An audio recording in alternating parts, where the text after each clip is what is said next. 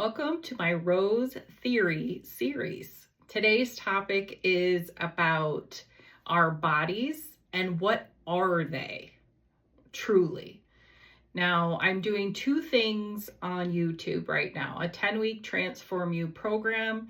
If that's what you're into right now is transformation, then I definitely recommend to go check out my videos. Next week, we're doing support. But if you're looking for some more self-discovery, universal truths, I had a 2023 spiritual experience. And from that 9 days that I was in that experience, many things happened to me to make me question everything. Religion, gods, goddesses, elementals, spirit, soul, what are we? What are we here?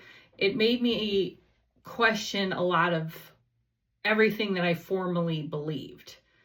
And these Rose Theory series is made for people that are curious themselves about these truths that we're going to be talking about. The first week we kind of talked about what is a spirit, what is a soul, gave a description. Next week it was about free will. Do we or do we not have free will? And a couple weeks ago, I had my own creation story and how I took all this information from my spiritual experience, from my own research, from my own contemplation, meditation.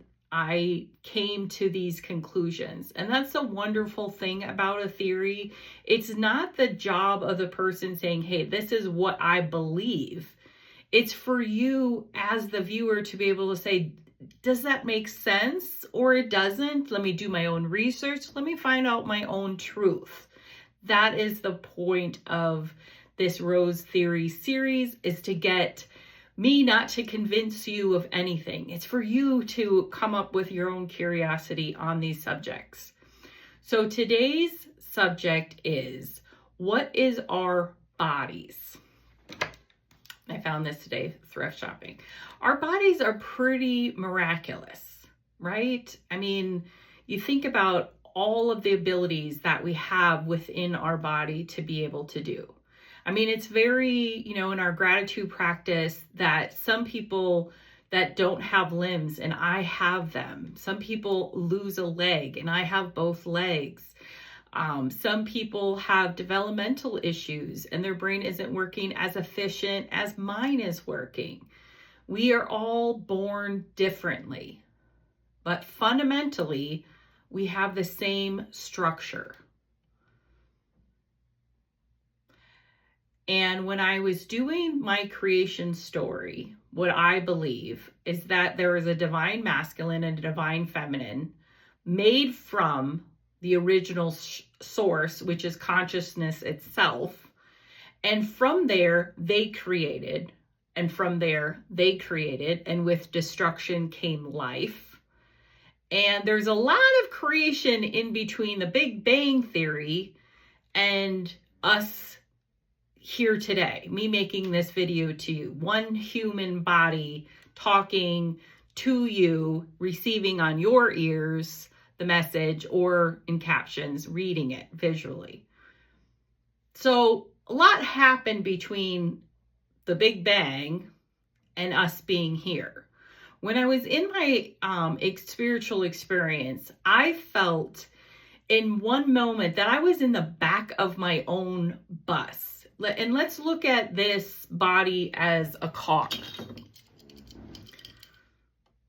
It's the one that gets us around. Our ability to be able to live is within here, but it's just a vehicle. I know, right? It's just a vehicle. What I believe we are is we are source itself. We are a part of the original creator. We are a part of the original thought was somehow transported into the human body. How that was done, far above my pay grade. But during my spiritual experience, I definitely felt like this body was one aspect of me. It wasn't all of me. My spirit is me. This is just what I happen to be living in, if that makes sense. So what is the body then? If we are a spiritual being living in a human body, human mind, then what are these altogether? And here is my theory. My theory is I believe that our bodies are advanced AI systems. We always talk about, well, what if an AI was able to start to feel and think? Well, look at ourselves. Now you're talking about from the Big Bang, where creation started, to now. That is how many bazillion years in between that moment that you think if they were able to create a human body, how many prototypes, you could say, from then until I'm sitting here talking to you. How much technology that was developed in between creation and us. Let's go a step further. If you have a tiny dolphin couldn't swim, so they created a mechanical back wing so it could float, so it could live. From that, now people are attached to mechanical limbs, so they can use an arm, they can use a leg. I saw one gentleman on the History Channel that was amputee, and now he's out still doing his adventure in Discovery. It's amazing. It's amazing. So we can be attached to a machine.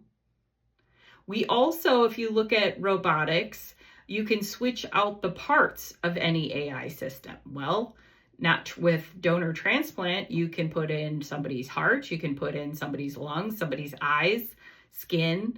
I mean, anything can be replaced. I know we're getting kind of graphic here, but you can get where I'm going. Even psychic people, they could say, well, I got a download. To where? Your brain which you were born with, or the spirit within you got the download. Even near-death experiences. I had a near-death experience, but I was actually still alive, being able to witness everything that was happening in front of me.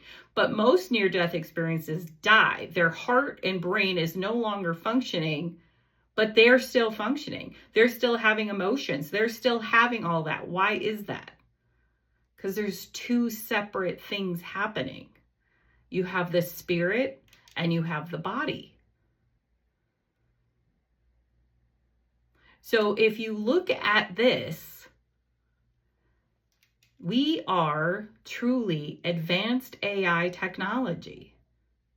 We don't have to worry about sentience being able to feel emotion someday, because they won't. And how do I know this? Because you have to have a spirit within you in order to have emotions. You have to have a source within you. If you are not, then you are just a rock. You are just a rock. It's not until something bigger than all of us is put within here that you become something. And you can say, well, why are we all different then? Because it's like the source itself got to go into a human body and live in totally different experiments. This person went into a rich family and they had these advantages. And does that person to be different versus they were born in a poor country and they have to literally eat the scrapes that they are given every day to survive? Those two spirits in those two different bodies are going to have two wholly different conclusions to life. If you talk to some near-death experiences, they go up and they're not done yet because they're not getting whatever it is. So they come back down to earth to be able to figure out what is our purpose on here? Why are our spirits put into these human bodies. Why is that? And that's why I come to my conclusion. After my spiritual experience, I was given two things to give to the world. One is that we're here on earth to heal ourselves. We heal the mind that we were born with. As soon as you were born, as soon as you could comprehend what was happening around you, you were being programmed. You were being downloaded all of the you're good, you're bad, step here, don't step here, until you break the mold of all of that and start to find the spirit within you. This is as a spirituality coach, is what I'm doing. Then you get up to the 7 levels of being human and you figure out why you're here on earth, that you can have peace in this lifetime, you can feel joy in this lifetime, and you can deal with any challenges that come at you. And you don't look at them as a downside, you look at them as a blessing. Because we are here to know something or to learn something. And that is what I'm bringing for you today. That our bodies are just a vessel to hold the soul, the spirit. And when you let go of the fact that this is just a body, this is just your mind, and this is where all the power lies. It lies within you. It does not lie outside of you, only within you.